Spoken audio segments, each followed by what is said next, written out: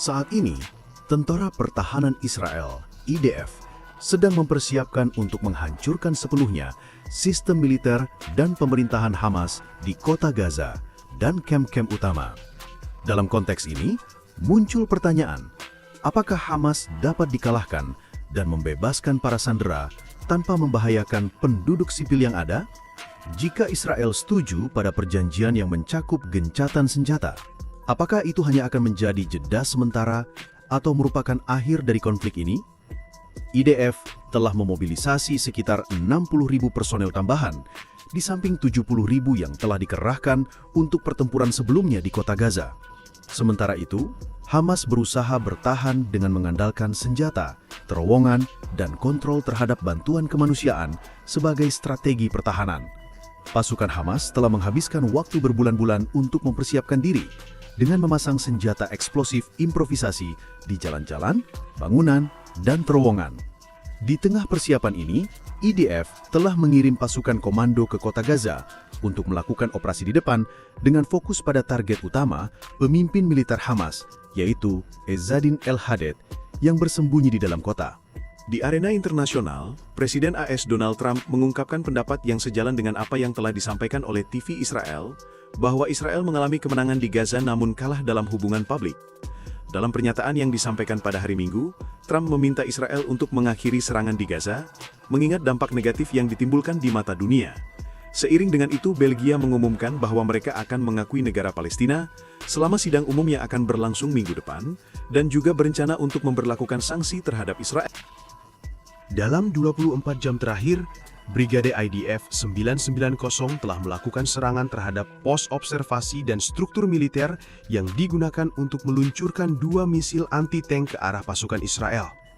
Pemimpin Brigade Givati yang bertugas di Jabalia berhasil mengeliminasi teroris dan menghancurkan jalan bawah tanah serta IED, alat peledak improvisasi yang ada.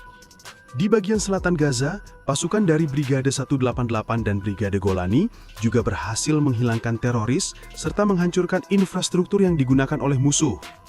Selama 3 bulan terakhir, Brigade Kefir di bawah Divisi 36 telah beroperasi di Jabalia, berhasil mengeliminasi ratusan teroris dalam pertempuran yang melibatkan kerjasama dengan TNI.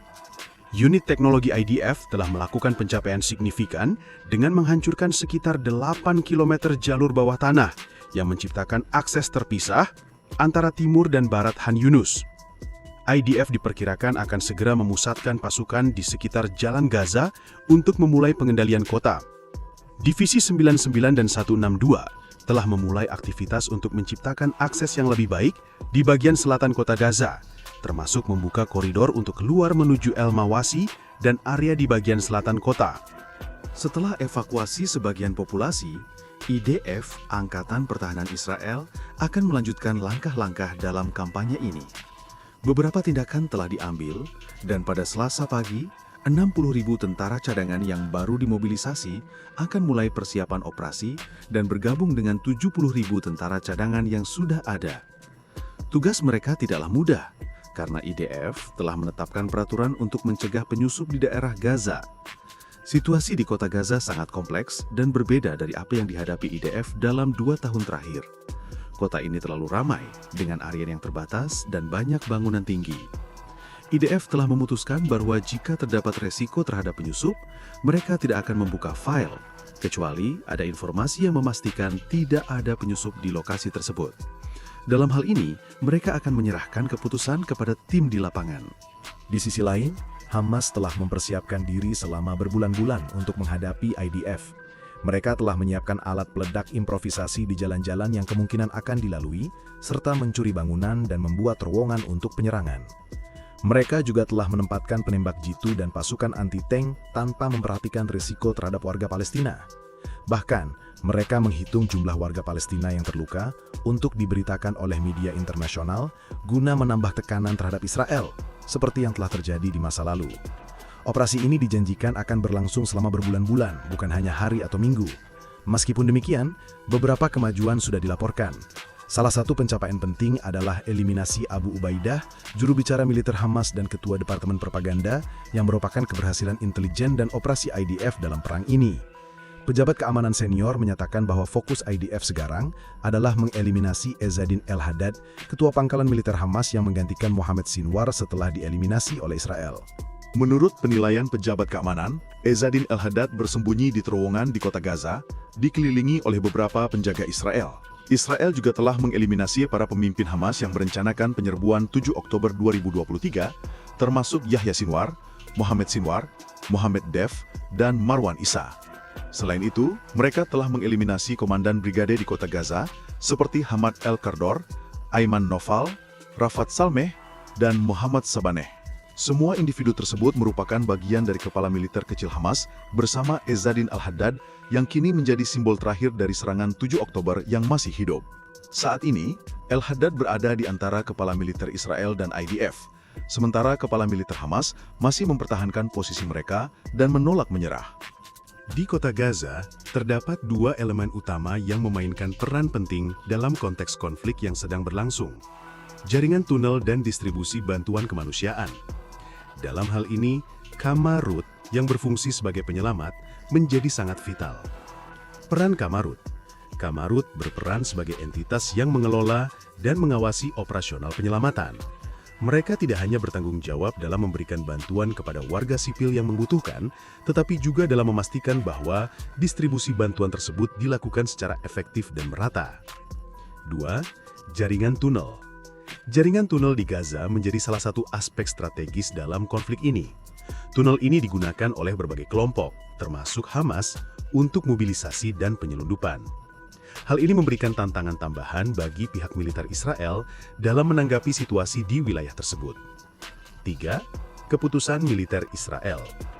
Pegawai-pegawai dari kepala militer Israel menekankan bahwa keputusan militer mereka tidak hanya berfokus pada pengembalian wilayah yang hilang. Lebih dari itu, mereka mempertimbangkan aspek penyelamatan militer yang melibatkan pemahaman mendalam tentang jaringan yang dikelola oleh Hamas. Ini menunjukkan kompleksitas strategi militer yang diterapkan, yang harus mencakup faktor kemanusiaan dan keamanan.